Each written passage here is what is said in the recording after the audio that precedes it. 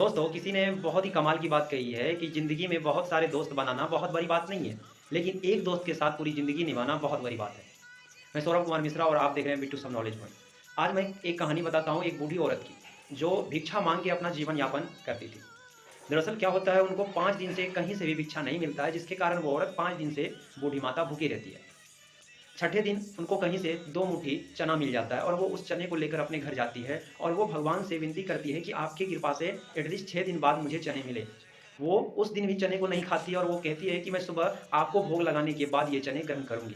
और वो किसी मोटरी में बाँध के उसको अपने घर में कहीं लटका देती है। रात होता है, वो आराम कर रही होती है, चोर सडनली उनके घर घुस जाता है और वो देखता है चोर कि मटका में कुछ लटका हुआ है, मटके की तरह कुछ लटका हुआ है।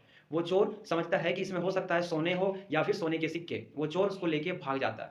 रास्ते में कुछ लोग चोर को भागते हुए देखते हैं, जिसके कारण चोर घबरा जाता है और भागते हुए एक ऋषि मुनि के घर चले जाते हैं। ऋषि मुनि के कुटिया में चले जाते हैं। वो संदीपन मुनि के आश्रम में पहुँच जाते हैं। संदीपन मुनि वो थे जहाँ पे श्री कृष्ण और उनके सखा सुदामा शिक्षा ग्रहण कर रहे थे। सडनली क्या होता है, सुबह जब श्री कृष्ण जी और सुदामा जंगल जा रहे होते हैं, तो वो जब घर से अपने कुटिया से निकलते हैं, तो वहाँ पे उन्हें एक वो चना का पोटली मिलता है। जिसे देखने के बाद वो सोचते हैं कि चलो ठीक है, इसे जंगल ही ले चलता हूँ, जब भूख लगे तो खा लूँगा।